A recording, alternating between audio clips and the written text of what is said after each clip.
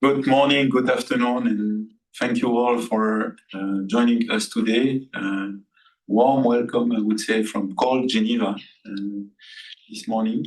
My name is Dominique Burgeon. I'm the director of the FAO office here in Geneva, and it is my pleasure to welcome you to the third dialogue in our FAO Right to Food thematic dialogue series, which also mark the launch of the International Year of Women Farmer. And for us, this is a very important moment. You know that there will be two International Year commemorated in 2026, which are the International Year of Women Farmer and the International Year of Range, Land and Pastoralist. So this will be very important for us, and so this is a nice way to sort of anticipate this year with this thematic dialogue on the topic. So I would like to extend my appreciation, of course, to the permanent missions that are with us today, the partner organization, in particular the permanent mission of the Republic of South Africa to the UN in Geneva, through Mr. Tumelo Terence Chiseve, who is with us today, and FIAN International through Sibyl Diren, who are with us in person, but we have also, of course, other distinguished speakers online with us today, and a large number of participants attending virtually, which demonstrate the importance of the topic. Indeed, from production and processing to distribution and trade, in 2021, women made up to 41% of the global agri-food workforce, almost equal to men. Yet, women farmers, which include fishers, pastoralists, peasants, foresters, smallholders, and others, are facing significant challenges within agri-food systems. Women contribute significantly to the economy in both formal and informal work, regardless of land ownership and employment status. Yet, they frequently face a range of discrimination and barriers, their role being too often, I would say, marginalized. The persistent gap that women are facing despite progress in global food system highlights that access to sufficient, safe, diverse, and nutritious food is not just a matter of production or distribution, but fundamentally a matter of rights. To change this, agri-food systems must be transformed through right-based and people-centered measures that tackle the root causes of hunger and poverty. The International Year of Women Farmer, being launched this week, aims to serve as a platform for promoting effective policies and actions that addresses the barriers and challenges women farmers encounter throughout agri-food systems. The right to food provides us with a legal framework for action, with a particular focus on the most vulnerable. The right to food guidelines and related normative and policy tools also serve as a vital resource to improve women empowerment, raise awareness, strengthen outcomes, and to promote actions aimed at realizing the potential of our food systems to ensure the right to adequate food is met. Today's dialogue, entitled The Right to Food and Women in Agriculture, Voices of Women Farmers, is the third of our Right to Food dialogue series, first launched in April by our FAO Liaison Office in Geneva in collaboration with the Right to Food team. And I see that Juan Echevanoy is there with us today as the head of the Right to Food team of the Rural Transformation and Gender Equality Division. Before we begin, let me inform that we will have some time for questions towards the end of the session today, and I would like to invite you not to use the chat, but to use the Q&A module should you want to ask a question. Of course, virtually, for those in person, you don't need to go through the Q&A module. Just ask your question in the room. And now, with that, it is really my distinct pleasure to invite our first distinguished speaker, Mr. Chiseve, from the Permanent Mission of the Republic of South Africa to the UN in Geneva, to deliver some opening remarks. Sir, the floor is yours. Thank you, Chair, and good morning to everyone. Ladies and gentlemen, I want to greet all of you. I'm not sure whether I'm on, but let me it is always an honor to join you today at this important time. And I wish to thank the Food and Agriculture Federation, FAO Liaison Office in Geneva, and the FAO for convening this timely discussion. South Africa welcomes the launch of the International Year of Women Farmers, which is an initiative that not only recognizes the indispensable role of women in agri-food systems, but also compels the international community to accelerate its commitments towards gender equality, food security, and human rights. For South Africa, the right to food is a constitutional imperative.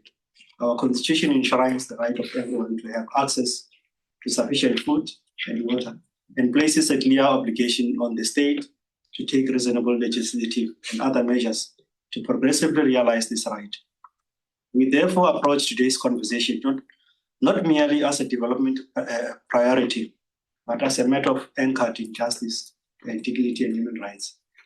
Yet we know that the realization of the right to food cannot be achieved without recognizing and addressing the structural barriers faced by women in agriculture.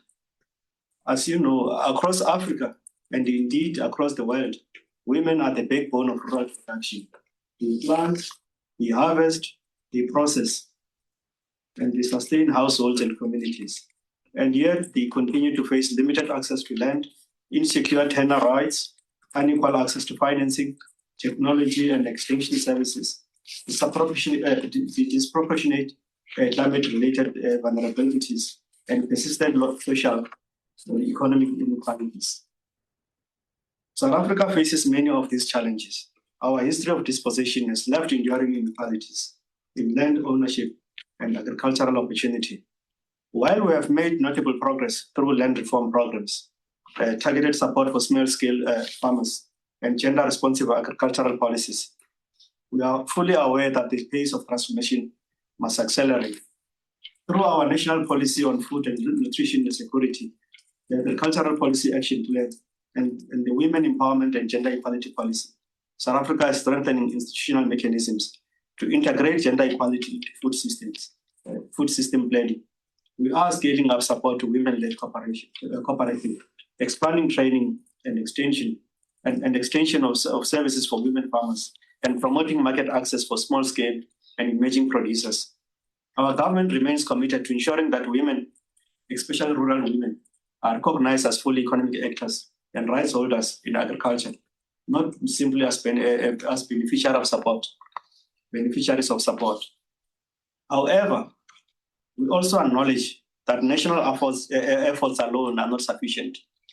Food systems are global, climate impacts are global, and the forces driving inequality are global.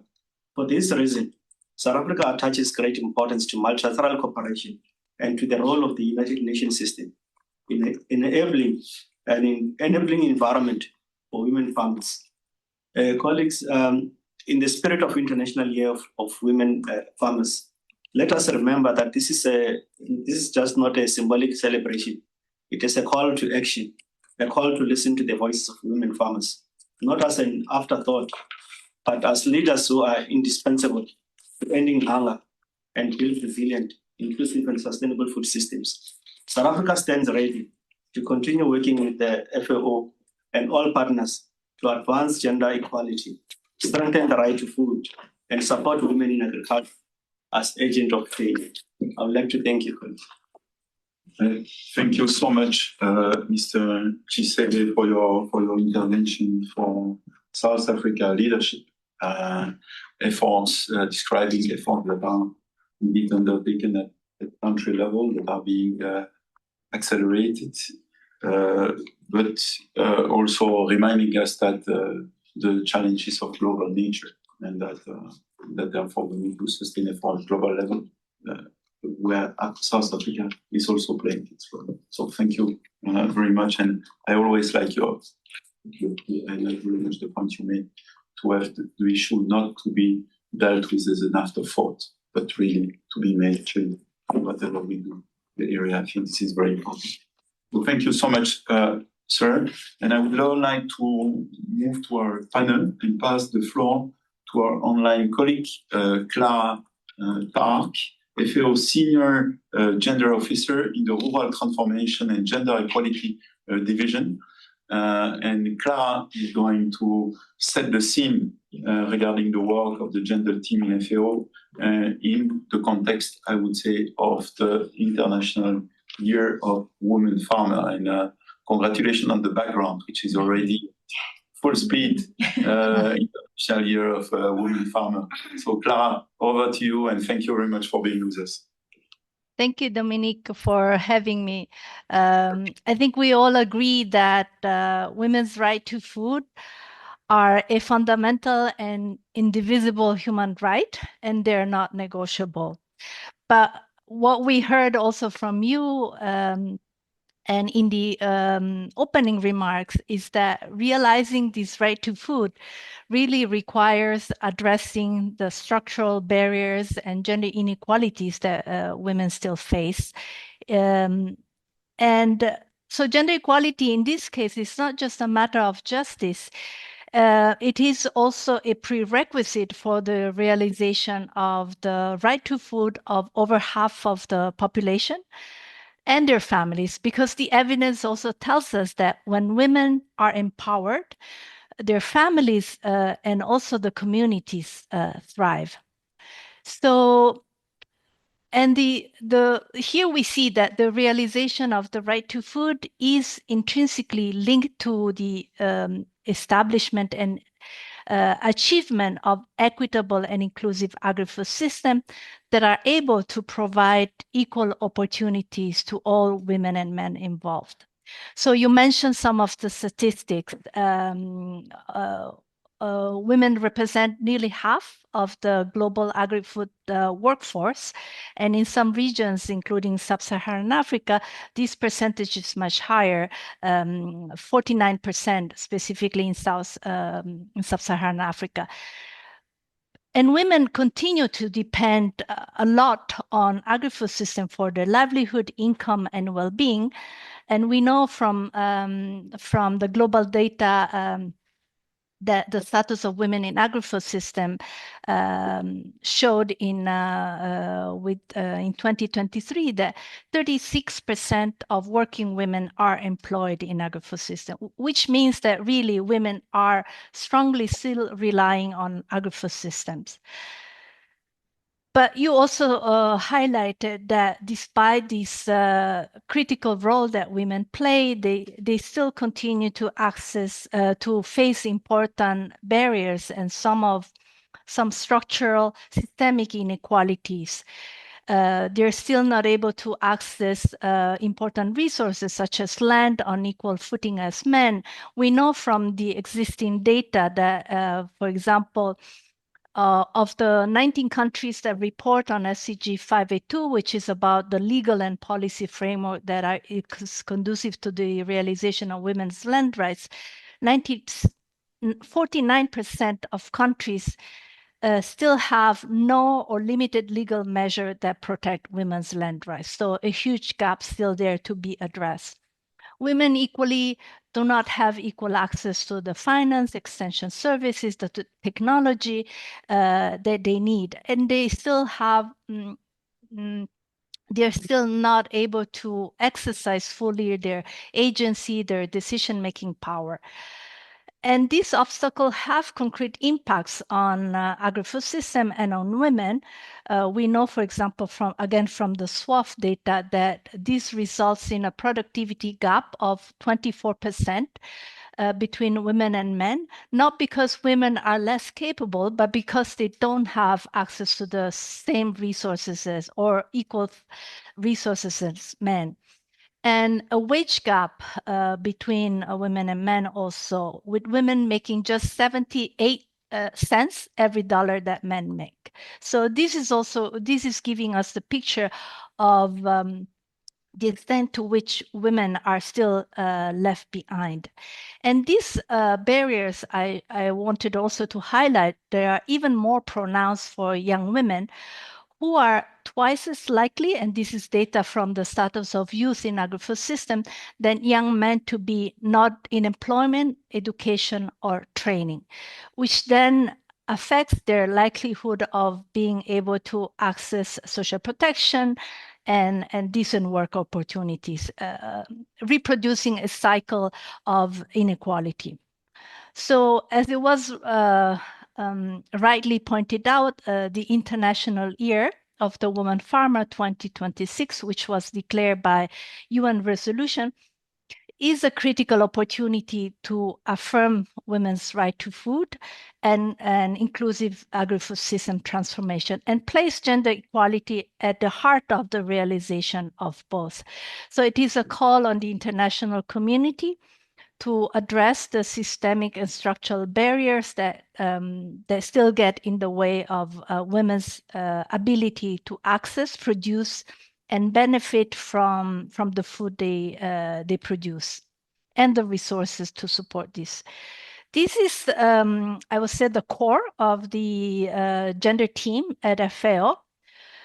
Ensuring that women have equal access to opportunity, resources, agencies, which are all the conditions that we said are necessary for realizing their right to food. So our work cuts across all the technical areas within FAO's beautiful and huge mandate, but with one unifying purpose, which is to address the root causes of gender inequalities.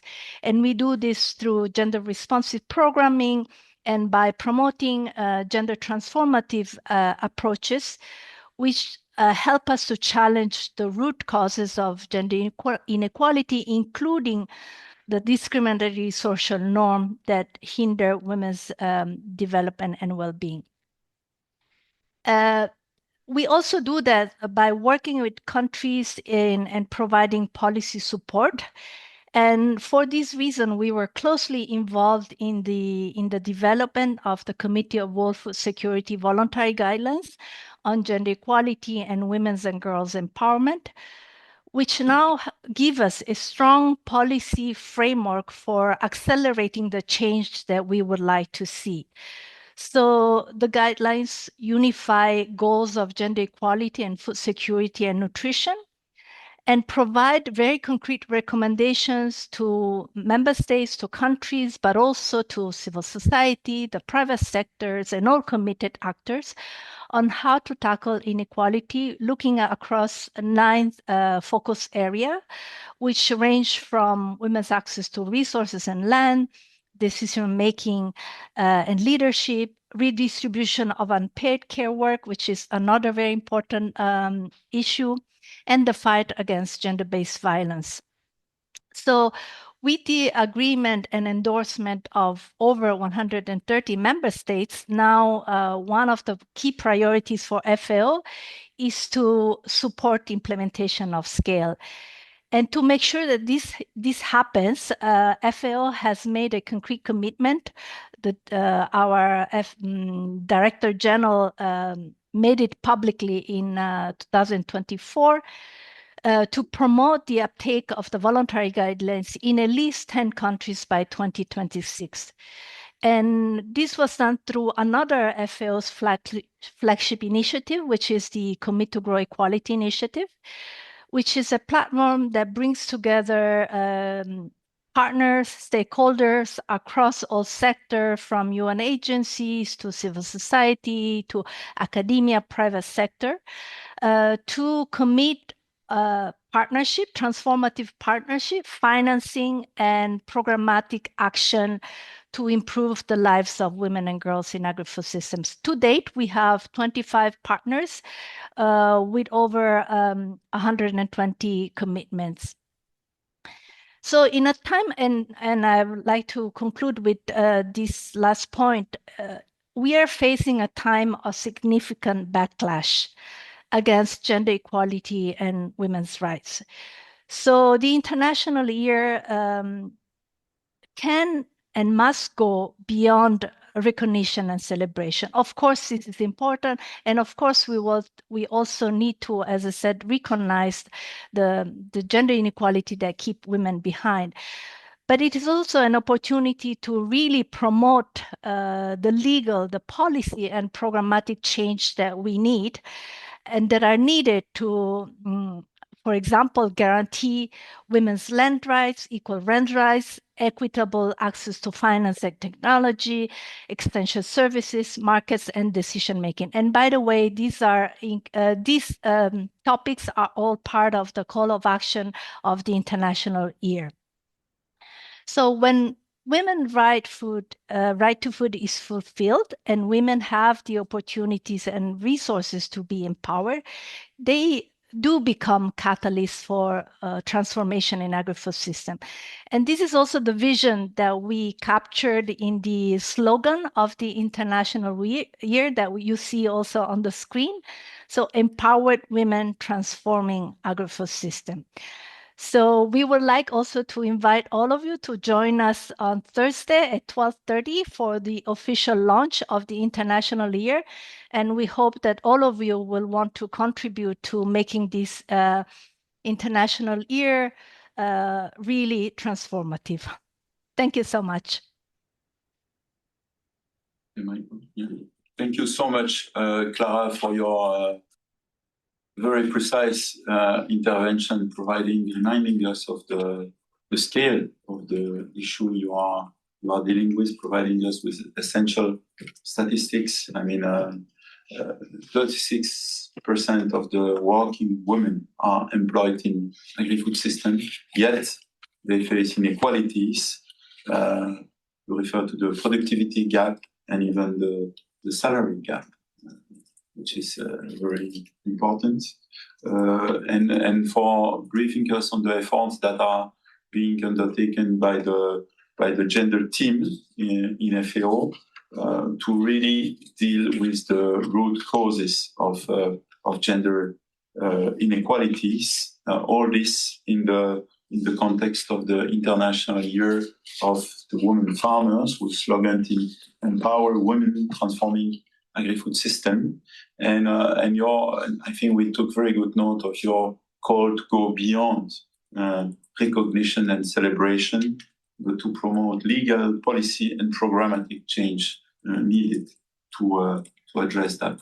I also wish to flag to all colleagues that there are a number of resources that have been included in the chat, including, I think, the call for action you refer to and many other supportive documents. So, of course, we will make sure that it is shared with everyone, but I would like to invite you to take good notes of this.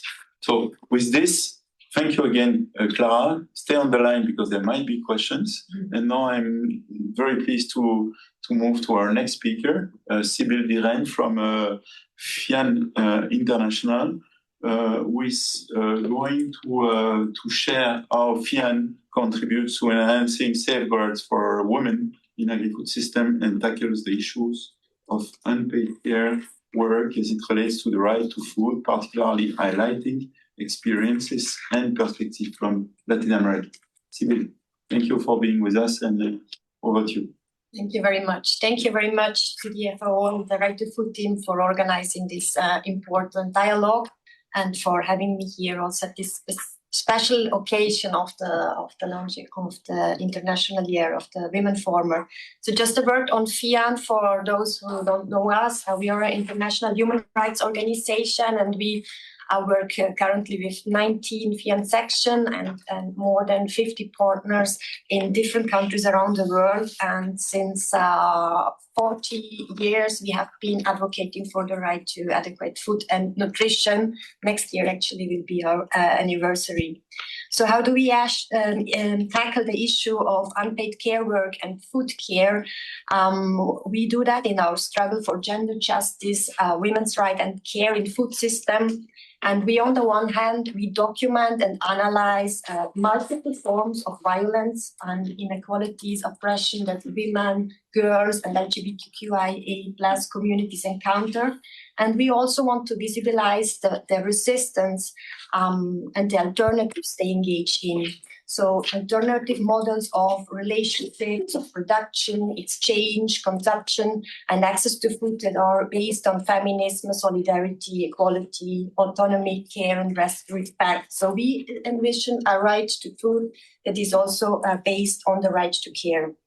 And today I prepared a short presentation. Also, I want to highlight a specific issue. It's the interlinkage between toxic and care. So on the one hand, I want to show that rural women are disproportionately impacted by agrochemicals. And on the other hand, they play an often invisible role in sustaining and caring for the food systems.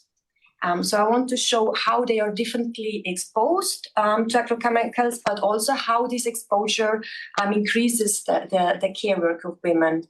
So I will start first slide with the impacts, just reminding us some impacts of agrochemicals. They are excessively used in incorporated industrial food system and play also central role in the triple planetary crisis, climate change, loss of biodiversity, and pollution. And we also know, and previous UN Special Rapporteur on the Right to Food have reported on it, that annually we count around 200,000 deaths from acute pesticide poisoning, 99% in developing countries. There are also much higher estimates of poisoning through pesticides.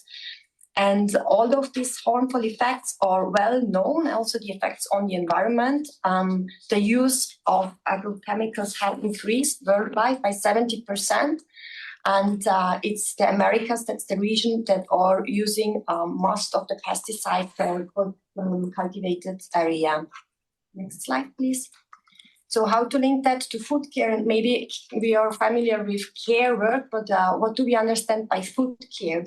Food care actually refers to all daily practices that sustain life through food. So this is producing, selecting, preparing, conserving, and sharing food. It's also safeguarding seeds, soils, water, and biodiversity. It's transmitting culinary and medicinal knowledge, managing nutrition, breastfeeding also as an example. It's also caring for children, elders, and the sick. So it's food care is necessary, indispensable, and it's non-negotiable for life and for the realization, of course, of the right to food, but also related human right. But yet it remains unpaid, often invisible, and it's overwhelmingly carried out by rural women. Next slide, please. And a visible way to understand better what care work is, I show here the care iceberg, and this is developed by FIAN Colombia. So you see at the top, above the water, you see what generates exchange value in the capitalist system. You see large corporations producing ultra-processed food and drinks, the monocultures, big retail chains, and other parts of the supply chains that drive the loss of traditional food system and harm biodiversity. And also in this same chain, it's mostly women who hold the most precarious and exploitative jobs. Then under the water, what remains unseen and what is rarely recognized or valued is all the social community-based popular peasant economies, along with the food care work of women in production, distribution, processing, and consumption of food. So this part under the water creates enormous use value for society and future generation, but as I said before, it remains unrecognized. In Colombia, for example, unpaid care work represents 21.7% of the country's total economic production, and food care is the single largest component of the care economy. Next slide, please. So now I want to briefly dive into case studies we did with FIAN Ecuador and FIAN Honduras. on the impact of agrochemicals on food care and how they undermine food care. The long-term exposure to pesticide has, of course, direct and severe health impacts, but also the crisis is much broader. Agrochemicals contaminate the soil, the water, the biodiversity, and also the homes. And with that, they destroy exactly the life-supporting system that women work so hard to protect. And women face exposure in every dimension of life. In Ecuador, for example, the women often work on banana plantation and in floriculture industries, where they work amid fumigation and are exposed to chemical residues, often without any protection. They also bring these practices sometimes home to family greenhouses and extend the contamination into the domestic fare. But they are also exposed to toxic while performing their care duties. For example, when they wash contaminated clothes of their husbands or other family members or their own, when they prepare food and water of uncertain safety, and also their care work increases when they, for example, have to take care of sick family members that are also often sick because, again, of the exposure to agrochemicals. And the Special Rapporteur on Toxics and Human Rights, Marcos Royenas, noted in his report from last year on gender and toxic that women face a double injustice. On the one hand, they are responsible, all the responsibility lies with them for shielding their families from invisible toxins, but they are lacking information, resources, and institutional support. Next slide, please. Another example from Honduras, you see there similar patterns in the Gulf of Fonseca, in the south of Honduras, where industrial shrimp farming destroy mangroves, pollute water, reduce biodiversity, and block women's traditional access to coastal resources. So also this disrupts their care practices. And the women who safeguard native seeds, protect the water sources, maintain forests, and transmit ancestral agroecological knowledge are protecting actually the biota on which planetary life depends. Their work sustains biodiversity and also strengthens climate resilience. They resist the homogenization imposed by industrial food system, but the mental burden they carry is often very high. Often they are unsure if they will be able to put healthy food on the table the next day. Next, please. So, but not only showing this negative and difficult impacts, we also want to show the practices of resistance and how care can be transformative, because the women are building transformative alternatives that are rooted in care. In Ecuador, for example, the Red de Mujeres Rurales, the rural network of women, declares while agrarian capitalism intoxicates our bodies and territories, we detoxify them. And they do that through a transition to agroecology, and that includes diversified production, seed production, women-led agroecological schools, territorial food reserves that are free of agrochemicals, and community markets. Also in Honduras, women fisher, restore mangroves, they defend ecosystems, and they demand co-governance of coastal resources. So in that way, they are advancing both environmental justice and gender equality.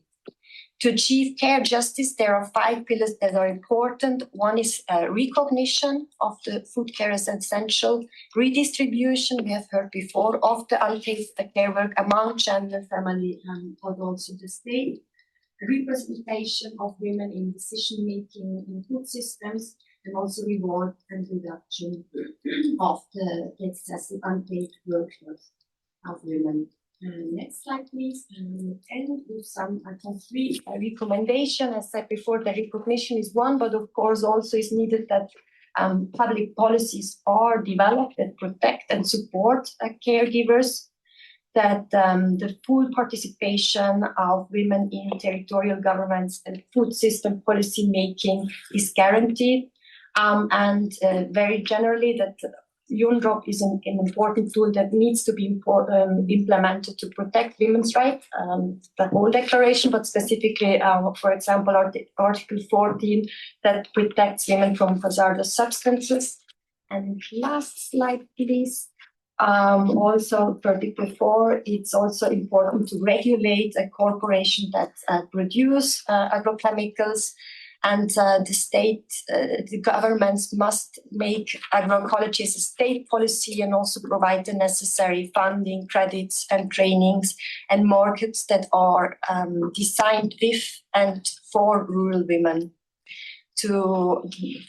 Next to also the markets, is important to have public procurement systems that prioritize local, sustainable, women-led agroecology food.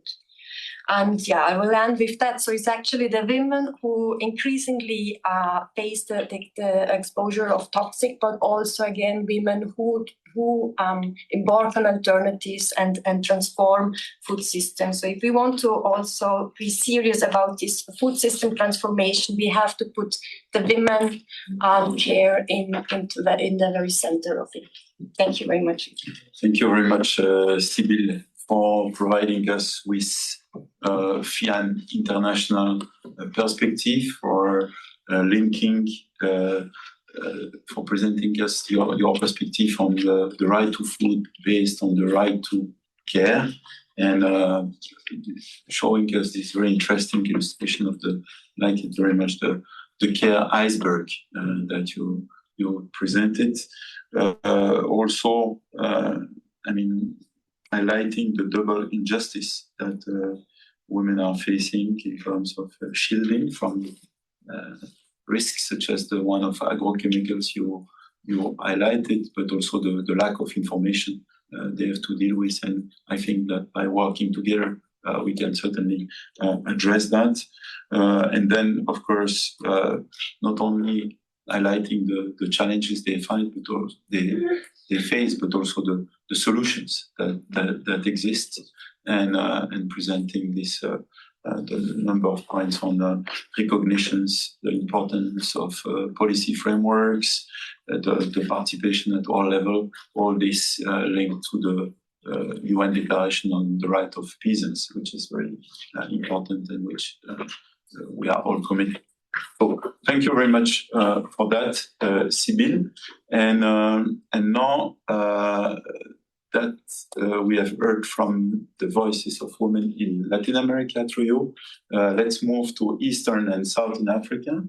And I'm very happy to welcome online Miss Margaret Masudio, with a small-scale farmer, and with the vice chairperson of the Eastern and Southern Africa Small-Scale Farmer Forum, ESAFF, Uganda, and with chair of ESAFF Women Forum in that country, and steering committee member of the African Women Collaborative for Healthy Food Systems.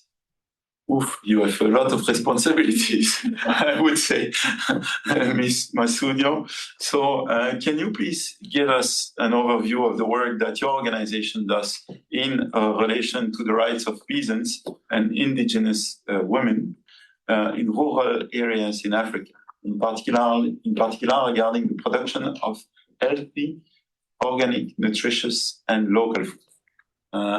Warm welcome to you, Ms. Masudio, and the floor is yours. Thank you so much. I would request to put the camera off so that the connection is not interrupted. Thank you so much for organizing this. As a woman, I feel empowered, and also in women in general, we feel empowered when our issues are being addressed on such serious note. On the side of our work as African Women's Collaborative for Healthy Food System, we are looking at the work of African Women's Collaborative on healthy, organic, nutritious, and local food production and their rights. That is women's right. Next slide. About African Women's Collaborative for Healthy Food System. The collaborative was established and launched in 2017 at the instigation of Mama Elizabeth Mupofo, who is an organic farmer, artist, and a leader who felt compelled to address the continuing marginalization of peasants and indigenous women in Africa.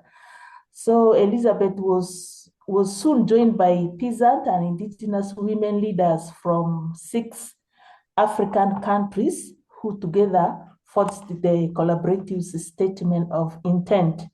And these countries, as I talk, there are now 9, which includes Uganda, Kenya, Eswatini, Zambia, Zimbabwe, DRC, Ghana, Senegal, and Burkina Faso. Next slide. Yes. We do a number of work on the food production of healthy and organic food. One is women's seed. The collaborative highlights the role and contribution of peasants and indigenous women in community food system. Women have special relationship with the seeds as sorters, savers, and sharers. We recognize the importance of healthy seed as the source and strength of plants and animals that are central for our food system. We share our knowledge and experience about women's seed and invite others to share their perspective and action too. Next slide. Yeah. So as collaborative, we look at women and agroecology. The collaborative has a deep understanding of and respect for agroecology through the daily practice of peasants and indigenous women and girls in different parts of Africa. At the same time, we are aware of the wide-scale marginalization of peasants and women in decision-making processes and the lack of respect for their knowledge and expertise as practitioners in all aspects of the food system. We recognize the need for a shared conceptual framework that can be used by indigenous individuals, organizations, and networks to counter discrimination, inequality, and ill health while promoting healthy, sustainable system in policy and practice. We are carrying out a one-year learning project to identify our own path and priorities for women and agroecology, while at the same time building connection with the broad-based feminist and agroecological movement campaigning for women's rights and environmental justice. This is an important undertaking for the collaborative, given the growing pressure on rural women as food producers and processors due to climate change, natural resource exploitation, and the escalation of industrial agriculture. Next slide. Looking at women and nutritional food. Led by the African Women's Collaborative for Health Food System, the collaborative, the Nutritional African Food Initiative, that is NAFI, aims to build knowledge and increase consumption of nutritious food produced by African rural women using agroecological method and local resources.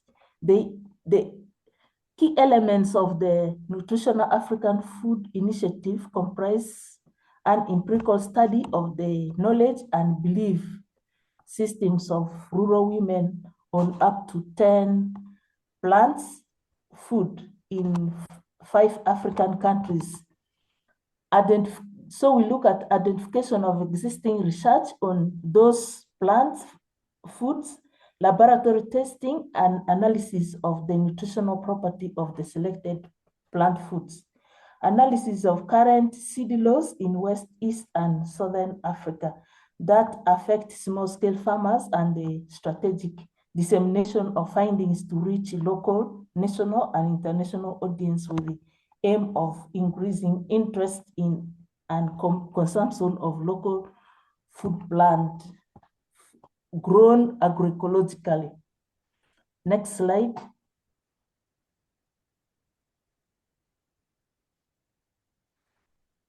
Much as we do a lot of work around there to see that women produce healthy food, but we have a gap, and we also look at bridging the gender gap. Women, especially the peasant women, often lack ownership rights despite being key agricultural producers. With agriculture as the major source of livelihood and land as the key factor of production, peasant women face significant challenge in asserting and enjoying their land right, which require more intentional and concerted effort to redeem the current situation that may pose a threat to the region's food security.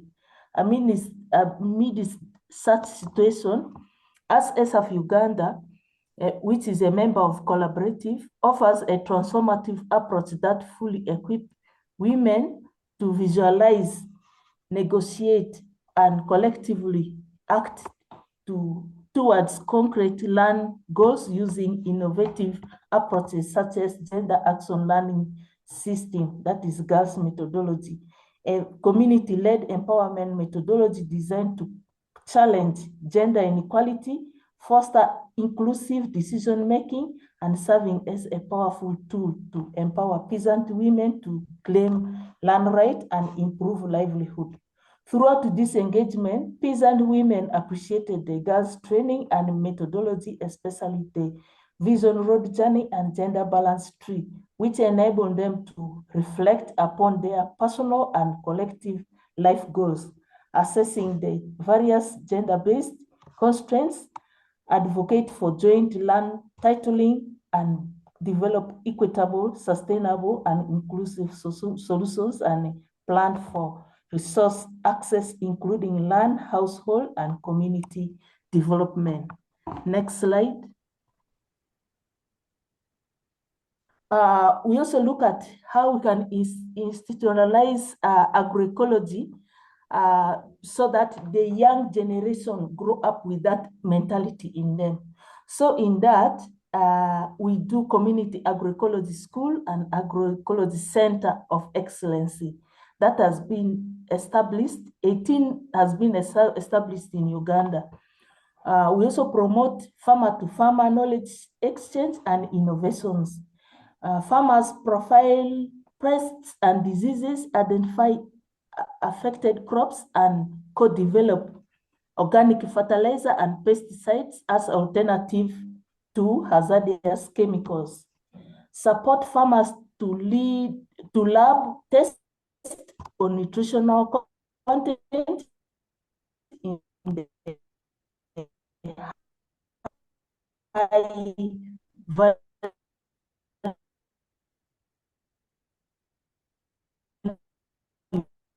crops.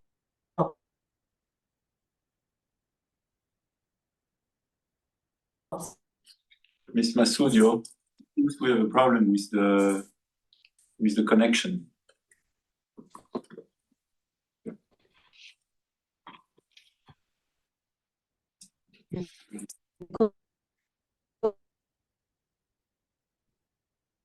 We can't hear you anymore. Was she close to the end of the presentation? Okay. Okay, so in conclusion, food sovereignty is not just about producing food, it's about power, dignity, and control over risk by the people who feed the nation. So these are neglected, put there. Okay, we lost you, but we lost you really towards the end of your great presentation, Ms. Masudio. So thank you very much. Please stay with us. There will be, I'm sure there will be questions. Thanks for briefing us indeed on the African Women Collaborative for Healthy Food System, which highlights the role of peasants and indigenous women in agri-food system.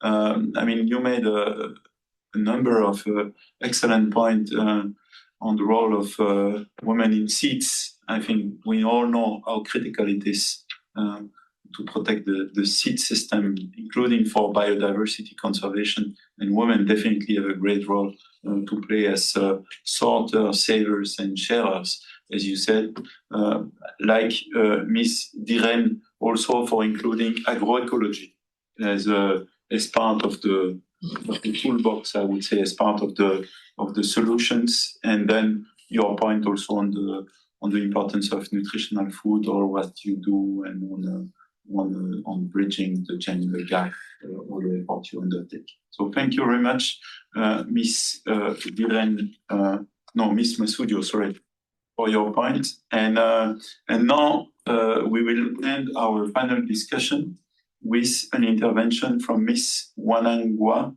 Rachel Ganga, who is program analyst on youth and innovation for the United Nations Population Fund in UNFPA in Malawi. Ms. Ganga will discuss the work which has been underway with rural women in Malawi under the joint FAO UNFPA program to empower women and girls for better health and nutrition outcomes, and how this is supporting their right to adequate food. Ms. Ganga, you have the floor. Warm welcome, you have the floor. Thank you so much for having us. It's such a pleasure to be here to share what UNFPA Malawi, jointly with FAO Malawi, is doing on women's access to food. Very interesting as well to hear from the previous speakers. If you go to the next slide, we have what we call the Junior Farmer Field and Life Schools Initiative. This is a KOICA-funded program. That's the Korean International Cooperation Agency. We have been running our program from 2021, the first phase, till 2024. And now we've just kickstarted the second phase from 2025 till 2028.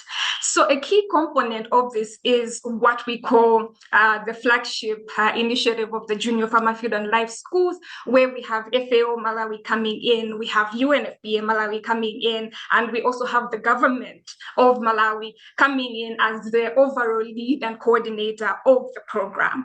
So FAO comes in with the agri-food systems, that is the trainings of running the whole Junior Farmer Field and Life School. So these are different trades in agribusiness that are viable within the Malawi context, and specifically in Nchinji district. FAO is also coming in with the nutrition leadership and nutrition component, and working together with the Ministry of Agriculture to have agricultural extension workers who do the actual trainings on the ground. As UNFPA, we're coming in with the sexual and reproductive health and rights component, gender equality and gender transformative approaches, as well as the youth empowerment and the youth leadership component within the program. And the government overall coordinates this program, provides them through the Ministry of Agriculture, the extension workers, and through the Ministry of Health, we have what we call health surveillance assistants, who also provide different services and information to the adolescents and the young people within these groups. So 90% of the groups that we have established in Nchinji districts are formulated by girls, most of whom are teen mothers, and others are young mothers and adolescent girls. Just to mention as well that this sort of tripartite model has been endorsed at a government level for scale up because of some of the gains that we have seen in incorporating gender transformative approaches, agribusiness and economic empowerment, as well as the sexual and reproductive health component. In the next slide, I also want to show what makes this an integrated approach, and specifically UNFPA, we bring in the life skills education, the gender transformative approaches, access to youth responsive services, as well as issues of menstrual health and support. Also engaging the community who've been very hands-on within the program. Another angle that we have within this is the climate smart agriculture, the agribusiness component that FAO is also leading. So ensuring that we're using drought-resistant crops, issues of irrigation, soil and water conservation, etc., to ensure that we're realizing the greatest produce from the agribusinesses. So from 2021 to 2024, we reached over 3,000 adolescents and young people, most of whom are adolescent girls and young people, which has also been improving their right to access food. We've also seen that community assets, ownership of the assets has improved because now the chiefs and the community leaders are providing to these groups the land that is being utilized. And if it's fishing or poultry farming, they're providing the fish ponds and the land that is being used for that. So in the next slide, I will show you specifically what has been worked on in terms of the economic empowerment component and our gains and what has worked well.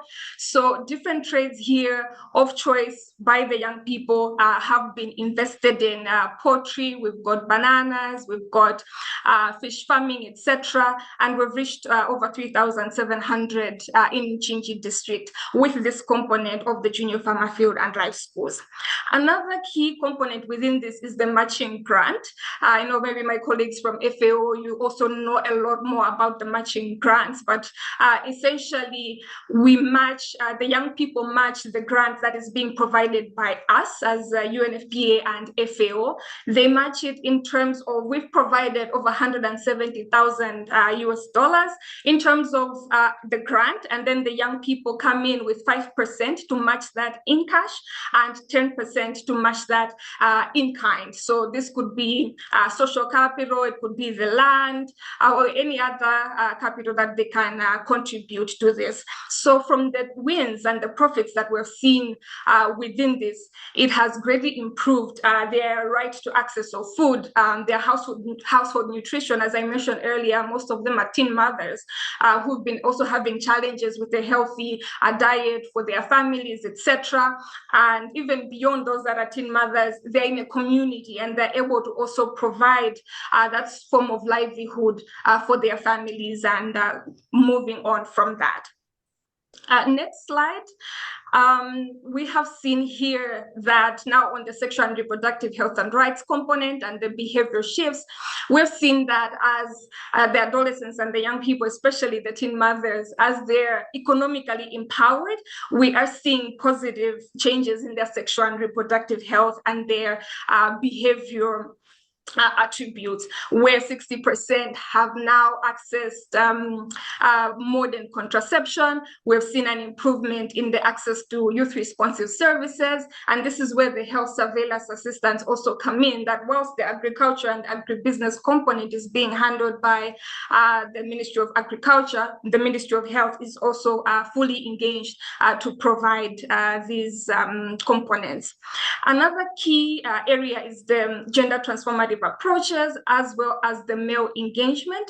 Even though we have 90% of the groups being dominated by girls, initially in the first phase of the program and looking at the group dynamics themselves, even though girls were in the majority, we could see that the decision making or the power dynamics were really being handled or were being dominated by the boys in the groups, which were smaller when you look at the representation and the percentage.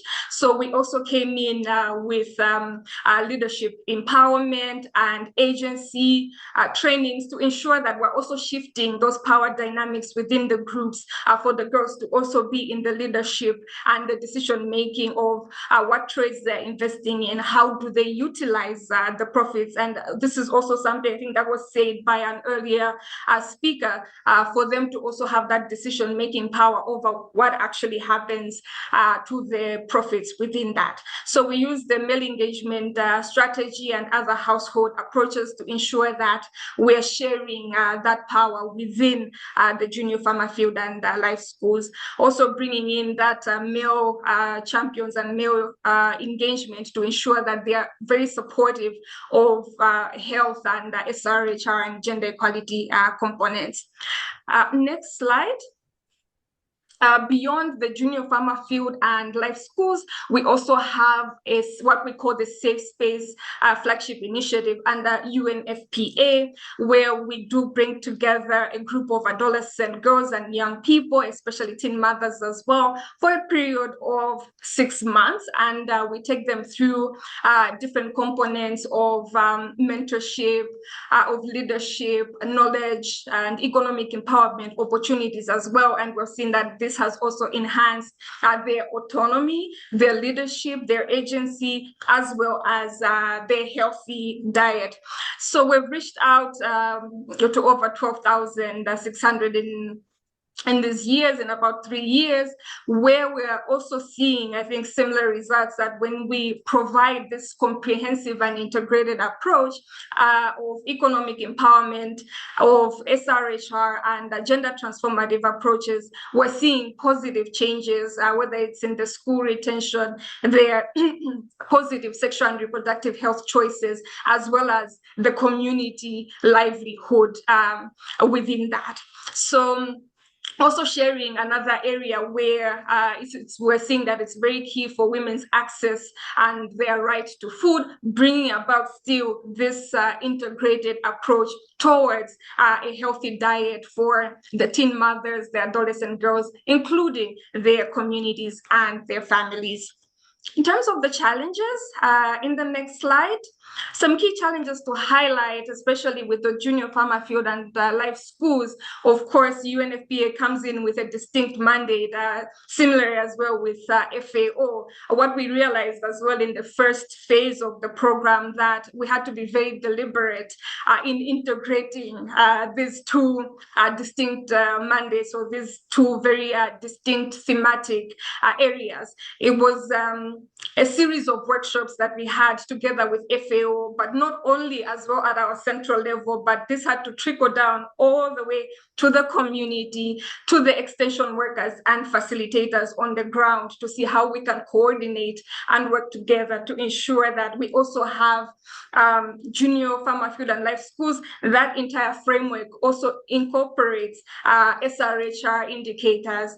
It incorporates gender transformative approaches, indicators, as well as the agribusiness and economic empowerment indicators. Another component was on the matching grant itself. Junior here comes in because we're targeting young people, but the farmer field and life schools methodology, I think, is broader as well for FAO, and mostly without doubt. So for the junior farmers, for them to even match that 5% of cash, it was initially a challenge for them to bring up that cash to be able to match. But we've still seen that it's an effective model because it also boosts their ownership and leadership within the group. So with providing them with the necessary support, they were able to match the grant. So I would like to conclude in the next slide by highlighting the opportunities that we have seen, especially with the integrated approach. I mentioned earlier that Malawi as a country has endorsed this model for scale up. We did start with one district, but we have seen the potential and the good gains that we have realized from the first phase, that is really possible to scale it beyond the initial district, as well as beyond Malawi. So looking at this integrated approach of bringing together the gender transformative component, because we have seen that that is very critical to ensure that women are accessing food, they're accessing the land, the resources. So it is important to have that entire household approach when we're also looking into women's access to land and access to food, bringing on board as well the sexual and reproductive health and rights component, looking here as well to having a healthy diet and a healthy lifestyle. It is very important to also link the sexual and reproductive health components, because when they're healthy, when they're economically empowered, then they can be able to boost their lives. Secondly, it's the youth leadership and the ownership. I think I spoke mostly on that, and just ensuring that the gains, or what we're looking at as the experiences, the needs, and the priorities of the young people or whom we're targeting, is really what is developing is really what we're utilizing to frame and reprogram to ensure that we're responding to the actual needs of the context that we're responding to. So thank you so much for having us on this, and we'll be available if there are any questions or any feedback. And thank you so much. Back to you. Thank you. Thank you very much, Ms. Mganga, for bringing us to a field project jointly implemented by FAO and UNFPA in Malawi. I personally have always very much believed in farmer field schools, and especially in Southern Africa, the junior farmer field and life schools to really bring I would say to reach to a rural woman and to pass very well coordinated messages, UNFPA messages, but also FAO messages, and to really achieve an impact. So thank you very much for briefing us on that. Thank you also for briefing us on the safe space work that you do, and for, of course, highlighting the challenges and the solution that you deal with. I like your point on the importance of youth-led design. That is very important. This is something we work very much, especially in FAO, in the context of the World Food Forum, where we always try to mainstream youth engagement at all stages of the various initiatives we run. So with that, I think we have reached the end of the panel presentations, but now is the time to go to the questions to the panel and to those who have been intervening today. I must say I was impressed by the richness of the engagement that was happening in the Q&A module. I mean, we have had we have 19 questions that have been raised and answered, and a lot of publications have been shared. But perhaps, and I don't want to put you on the spot, Clara. I'm putting you on the spot, so please be alert. That if I don't know, Clara, if you, because there were many questions. So if you want, perhaps to give us a couple of points on the issues that were raised and some of your responses, including, for example, on one of the last questions on the growing impact of climate change and on water quality, food safety, and public health, and what strategies. And you refer to a very important publication of FAO, which is the Unjust Climate publication. So I don't know, please, this is free space for you, safe space for you to sort of, I would say, share your impressions of what has been ongoing in the Q&A module. Over to you, Clara. Yeah, thank you, Dominique, for putting me on the spot. No, but I'm really glad to be sharing some. Well, first of all, some reflections on the quality and richness of the intervention by the different panelists, which to me all point in the same direction. No, because experiences from civil society, from the implementation of joint programming. And by the way, I visited that project in Malawi that was just presented, phase 2 of the project. Really, to me, all point in the same direction, which is highlighting that if we are serious about addressing gender inequalities, we cannot be working in isolation on one single topic with one ministry or with one set of specific action. We really need to be looking at the problem in a much more systemic way, because all these issues that were highlighted are so intertwined. So women's time poverty, the unequal distribution of unpaid care work is one of the challenges that was highlighted also in the publication that I mentioned in the chat, The Unjust Climate. as one of the causes why women are more or less resilient or more impacted by heat stresses and floods and as a result of climate change. So women lose more productivity and income than men. And this is not because they're less capable. Actually, the report highlights that women are more likely to adopt climate resilient and climate smart agriculture practices. But because they start from a point of having less resources, less time, less voice and decision-making power, this means that as a result, they're less resilient to shocks, and which really tells us that we need to be doing something more fundamentally different. And now we have an opportunity to do that. We need to be working much more together, linking all these initiatives that so many grassroots organizations such as the Women's Collective, but also FIAN International are promoting with a country level, especially with policy discussions that are happening. And I do really believe that we have an opportunity here, and this is also one of the objectives of the Commit to Grow Equality initiative that I mentioned before. It's aiming to do, to really bring these actions to scale.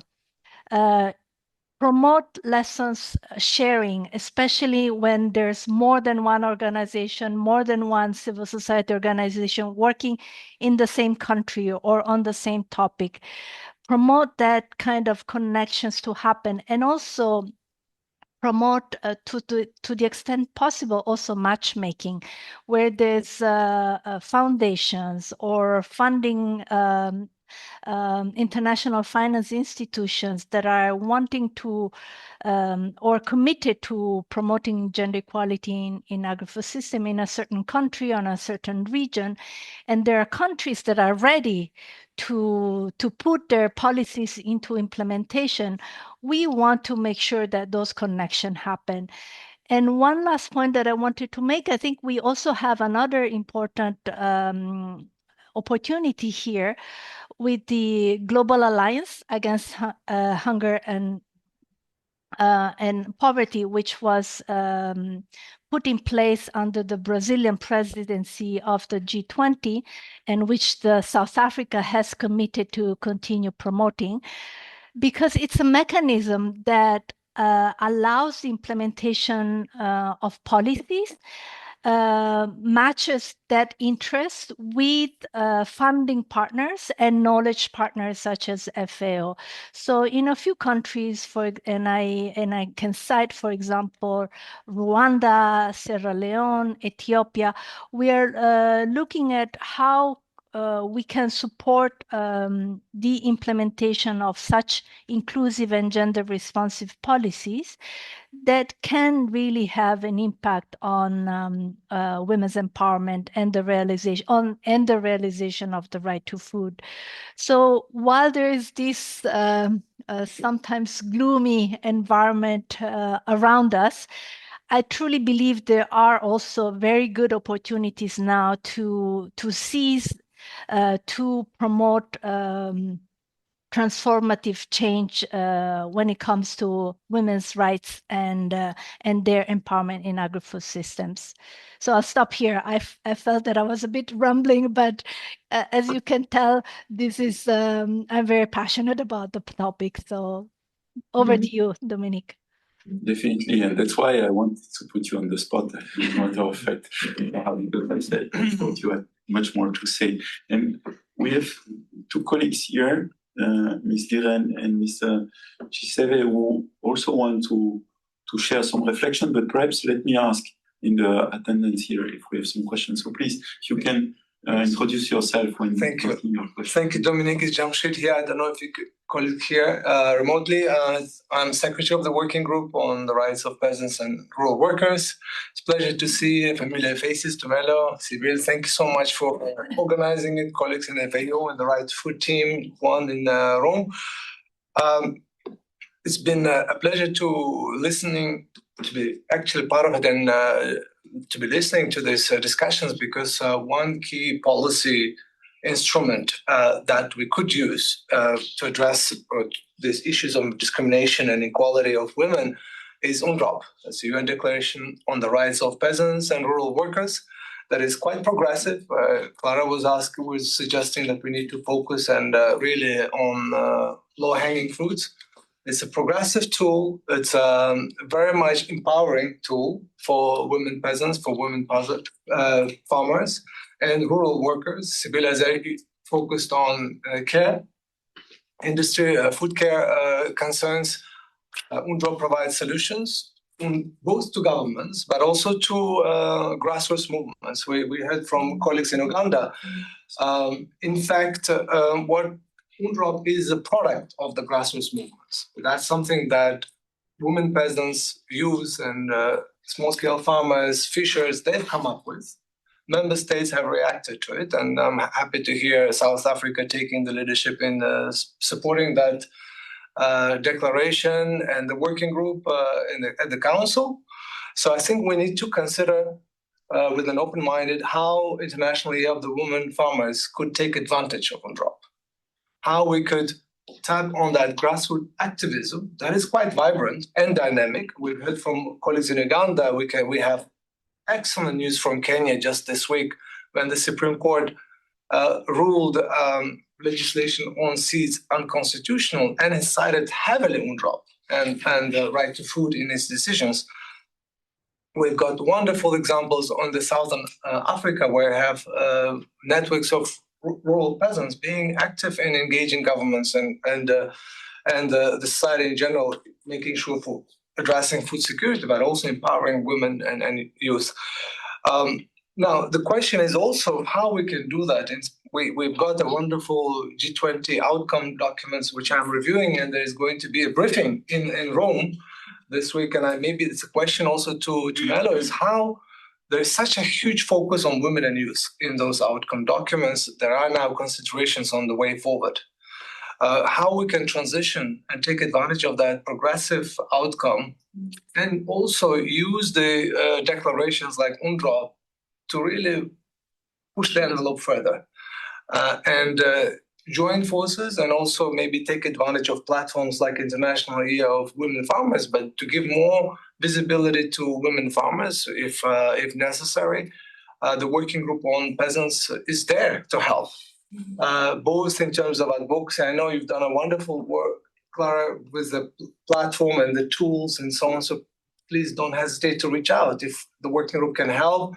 If we can put UNDROP for a good use with your audience, we should, in fact, because that's something we want to make sure that our right holders, UNDROP right holders, are aware and they take advantage in exercising their rights and claiming the rights, but also in mobilizing themselves among themselves. So just wanted to really ask for ideas, suggestions. We have important colleagues in Rome-based agencies. We have South Africa here. We have civil society. So maybe how UNDROP could help. Well, thank you so much, Jamshid, for indeed making the link to UNDROP and to see how International Year of Rural Farmer could take advantage of UNDROP, and of course passing the ball also to our colleague from South Africa. You will say something, I'm sure, but Madam, please. Hello, thank you. My name is Caroline Durman. I've worked on feminist economics, agriculture, trade, human rights for many years. So it's everything that's been said has been music to my ears and very interesting comments. Thank you. I actually have a question, picking up on something that several of the speakers said, I think particularly you, Sibyl, and Rachel Muganga. So looking at and around sort of the issue of care and sort of the invisible, all the invisible work that women do in the sector. And so one thing, you gave some interesting, examples of how to reduce the risk, for instance, from pesticides. I think Rachel, to empower women and so on, that addresses one level of the questions. I think my question is, if the economic incentives are wrong, how far can those types of approaches work? And this is a real question that I'm asking myself. And if I may say a word, sort of the specific context and policy instrument in which I'm thinking about this, a group of us have put together a proposal for reimagined agreement on agriculture. So a really sort of reformulating, reconceptualizing what kind of trade regulation, what kind of trade rules we would need if we want to give effect to these kind of issues, environmental issues, social equity issues, international economic equity issues. And it's something we've struggled with about this, the role of women. I don't think we have women and gender specifically mentioned in it, even though it's a clear underpinning of the human rights sort of principles clearly underpin it. But we're sort of asking ourselves, if we want to sort of internalize all these externalities that are, exist in today's food and agriculture system, how would we do it? And there's a lot of work on the environmental externalities, but I think there's less work on sort of linking how do we visibilize these invisible sort of care issues, recognizing food care and bring it into an international regulatory framework. So it's a big question, but I think it's a real question, and I think we often shy away from it because it is, personally, I think it's so big, but I think, we need to touch on it more, I think, because otherwise I wonder if we may reach limits with, sort of reducing pesticide use or, to empower women if we don't actually think about what the framework is doing to push us in the wrong direction. Thank you. So looking forward to thoughts on that. I know, sorry. I guess there might be a couple of PhDs. Yeah, I also have a question. Hi, everyone. So my name is Ibrahim Barak. I'm a master's student at the Graduate Institute.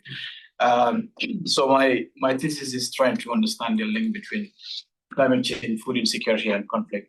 However, moving forward, correct me if I'm wrong, Dominique, you mentioned that 41% of women contribute to global agri-food workforce, if I'm correct. And Ms. Pav also mentioned that 36% of women are employed in the agri-food systems.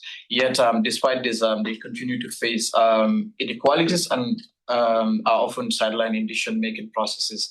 So I was just wondering, what does FAO do to ensure that women's voices are meaningfully included in the design of food and agricultural policies at country levels? It's usually countries where men are positioned to be like the main decision makers, like the country I'm from, the Gambia. So I want to understand how FAO can address that issue. Okay, thank you. Thank you so much. Thank you so much. Okay, now. So if you could come in too. Okay, please. Hello, everyone. Really happy to be here. I'm also a student, but I'm a student of UNIGE, University of Geneva, and I'm from Nigeria. And actually what he said and the question she also asked kind of made me want to know as well if the FAO has any laws or any policies that also protect people in, regions that are inflicted with war and conflict. So I'm from Nigeria, and the northern part of Nigeria currently, we are undergoing a lot of terrorism attacks, which are often targeted to people who are farmers and traders, and the agricultural system actually is under serious target right now. And there's a lot of, I don't want to say controversies or stereotypes, but there's a lot of things going on that these are herdsmen. And in Nigeria, herdsmen are considered people who also rear cattle. So I want to know if there are also policies that protect farmers in regions that are inflicted with terrorism attacks as well. Okay, thank you. I might say a word on that because I actually worked also with all those things. Oh, amazing. We can even discuss. Thank you. Okay, so thank you very much. So, let's give the floor to our two speakers here. Perhaps ladies first. Is there any comments, and then we go to you? I will be brief because the question on care is very complex, so I will not be able to respond. But I think it's actually incredible that we all know, and I think it's the awareness is there that the society breaks down without care work, but still it has not been transformed in policies, and it still seems to be a side note often. So how to really change that? I think we have a lot of work to do. But just to mention one process also that I have not mentioned is here the OHCHR has also issued a report on the right to care. So also this advancement to start talking about the right to care for caregivers, for care receivers, about also the right to self-care can maybe also be a way to bring the care more onto the human rights discourse at least. And the Inter-American system has advanced in recognizing the right to care. And I want to say another word on looking at 2026 and important opportunities. I have not talked about the right to land a lot, but others have mentioned the discrimination women face when it comes to control and access to land. So here also combining this opportunity to have the International Year of Women Farmer and the ICAR 20 plus the International Conference on Agrarian Reform and Rural Development could also be an important opportunity to make sure that women farmers play a central role in that conference and in all the policy making processes on land, redistributive agrarian reform that hopefully follows that important conference, and of course also UNDROP, a key framework to be also applied and at this conference. So also looking forward to that, and also important reports coming up from Special Rapporteur on the right to food on land, but also from the working group on the rights of peasants and other people working in rural areas on land territories and on seeds. So I think all that can also help us in this way forward and to answer to some of these complex questions. Thank you. Thank you so much, Sibyl. Sir. Yeah, thank you as well. I just want to also thank you guys, FAO as well, and including all the expert speakers as well from Uganda and our colleagues from Malawi as well. It appears that there's a lot of work on the grassroots level as well that is community driven. We are also happy that there's a focus as well on gender responsive programs as well. I think it's something that is very important. We share very strongly. I'm happy that a colleague is also here from UNDROP as well. We support UNDROP very strongly because it's an important instrument, and I think we encourage everyone to engage with its principles, advocating for the rights of rural communities. I think it's a very important instrument. Somebody also mentioned the context of the G20. As well, I think a part of what was also agreed in the agriculture working group, which FAO is also a part of us. I think they encourage efforts aimed at scaling up capacity building and also technical assistance, as well as targeted support for smaller farmers and also women, especially youth and women, through improved access to finance, markets, digital tools, and climate resilient infrastructure. I think it's very important. Just to also mention this as well, that we are also supporting the legally binding treaty on business and human rights as well, which is a very important instrument that also seeks to hold companies accountable for some of the human rights abuses. In August or so, we had our session as well on the open-ended intergovernmental working group on transnational corporations, and with a lot of participation from civil society, including women as well from Malawi, Zambia, and South Africa as well, who came to also make some presentations on some of the impacts of agrochemicals in their own land and so on. So those issues were clearly reflected as well. So this instrument, I think, it's a binding mechanism as well to hold companies accountable as well in terms of all of those and exploitation as well, including the position of water sources as well. So I just thought I needed to just mention those specific areas, but just to indicate as well that South Africa. We fully support this initiative that has been driven, because empowerment of women and girls is such a big issue. And you might have seen as well that we have now declared also the gender-based violence as a national disaster as well. So it means that we are also trying to put measures in place that also put women and children in the center of some of these interventions. Thank you. Well, thank you very much for your both comprehensive responses. And well, on your point, I think thank you also for flagging the situation of people in conflict situation where, as a matter of fact, FAO, together with the colleagues, the gender group and right to food groups, etc., work essentially in this context to protect, save, and restore the livelihoods of those who are affected by conflict. I would say with always trying to have a special focus on those most vulnerable. So this is in that context, of course, that we work, that we have an office based in Maiduguri, working there in northeast Nigeria to try to support those people most affected by the impact of violences in that part of the country. So thank you. We can provide you with more details on that. And now, colleagues, I realize, I mean, this has been a very, very rich conversation. There has been plenty of questions. I think it shows why I would say we have now an international year to have plenty more discussions on the topic.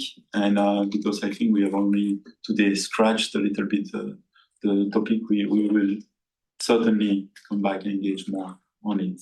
But now I would like to move to our colleague Juan Genova, who is going to deliver some perhaps closing remarks, final thoughts, and perhaps say also something on what kind of support would make the biggest difference for women farmers from your perspective, Juan. So if you don't mind, I give you the floor for a short intervention because we are already past the end time of this meeting, even though we still have a very large number of participants online as well as in the room. Thank you so much, Dominique, and all the panelists, and of course, everyone that has been joining us in the room and also online. I think we can all agree, right, that we have heard very, very powerful experiences this morning. You brought evidence, all the panelists, of the challenges faced by so many women producers. I mean, farmers, fishers, smallholders, pastoralists, etc., right? Challenges in accessing land, challenges in natural resources, in securing adequate food, challenges in healthcare, in care and environment. And above all, I would say that we have heard how frequently their rights are not fully recognized, are not fully protected, and yet how resourceful and how impactful their actions continue to be in every region. And actually, Clara reminded us very well about this global reality. And yet, the fact that it is not a surprise that women are disproportionately represented among those facing food insecurity, despite the fact that, of course, they are massively contributing to world food production and preparation. Also, thank you, Sibyl, from your words in relation to FIAN work in unsafe working conditions and exposed to toxins. I think it was really an eye-opener, your presentation. And also from Africa, Margaret, your voice was very powerful, highlighting this work that the African Collaborative for Health Food Systems is undertaking, and your initiative showing how women empowerment can really grow from local experiences to national influence. I think that was a very powerful message. And Wanangwa, I mean, the project by UNFPA in Malawi, which has been now taken up by the government, I think it's really an excellent highlight on how we can connect all these pieces on working on gender equality, on gender transformation, to promote nutrition, to promote health, and to promote the right to food, right? But I also want to say that the questions were many and very, very insightful. And at the end, I could say that, they are basically pointing in a very similar direction, which is that promoting a truly gender transformative approach, we need to work at all levels, right? And by all levels, I mean, we have to work building agency, right? But we also have to work transforming relations, and we have to work in changing structures. And that means influencing policies. That means legislation. That means governance models which are promoting equality. and also, transforming the broader institutional environment. So colleagues, as we conclude, this session, let me just recall something fundamental. The right to adequate food is about dignity, it's about entitlements, it's about justice. And it is part of the international law, as it has been said already several times today, and it applies to every human being without discrimination. And of course, that includes every woman and girl who must have permanent access to safe, to diverse, to nutritious, to culturally appropriate and sustainable food. And also, as Dominique said at the beginning of today's session, gender equality is not optional for the realization of the right to food. Discriminatory laws, policies, behaviors should be changed, must be changed. And that responsibility concerns all of us in our institutions, but honestly, also in our homes, in our workplaces, in our daily interactions, because these social norms that hold our women and girls must be actively challenged. As mentioned already, the Right to Food guidelines continue to provide a very clear policy roadmap. They contain several areas where the government and stakeholders can act. And of course, the voluntary guidelines on gender equality, and Clara was referring to them, go much further and deeper in that regard. The right to food complements all the other human rights. And I think it's important for all of us to also retain that idea, including the right to clean and healthy environment. And again, FIAN presentation highlighted that point. And we really have to see it in connection with the other instruments, like the Declaration on the Rights of Peasants and Other Peoples Working in Rural Areas, UNDROP, and there were several references to UNDROP today. So let me conclude by saying that FAO remains fully committed to women equality in agriculture and rural development, to eradicating hunger and poverty, and to supporting the full realization of the right to adequate food for everyone. So let's use the 2026 International Year of the Women Farmer, and it's really great that we are starting the year now, and the official launching will be very soon, and this is a sort of a premiere of that. Let's use it as a call for action, a call to raise awareness of the essential contributions of women to agri-food systems and the necessity to end discrimination, to improve access to land, resources, markets, technologies, and to invest on women-centered action, invest in participation, invest in their rights. Because for just as sustainable agri-food systems, what we need is to make sure the realization of the right to food. So thank you again to everyone for your time today. Wow, thank you so much, Juan, for your always very passionate intervention, for being able to summarize the key points of the discussion today, and for indeed highlighting the importance of the right to food and its linkages to many other initiatives and instruments. So with that, I would like to extend our very sincere appreciation to all of you, especially to our panelists, our speakers today, for being with us, those in the room and those online, for their participation in today's event. Thank you also to the participants for your active engagement online or in person here in the room. And I want to take this opportunity to remind everyone, as was said by Clara, that the International Year of Women Farmers will be launched on the 4th of December, in 2 days, at 12:30 CET, and that it will be possible to attend online. And we also invite you to actively engage on the social media on the International Year, and we have two hashtags. Hashtag Year of the Women Farmer in one word, Year of the Women Farmer. And then another one, hashtag IYWF 2026. IYWF 2026. So, of course, we, as was said by Juan, FAO is fully mobilized, fully committed to the topic, and same applies, of course, for our office here in Geneva. And in that respect, I would like to invite you to stay tuned for the next edition of the Right to Food dialogue series, as well as for the events we will be holding, including, we hope, a flagship exhibition sometime in the spring in the Palais on the topic of the International Year of Women Farming. So thank you again. Have a good rest of the day.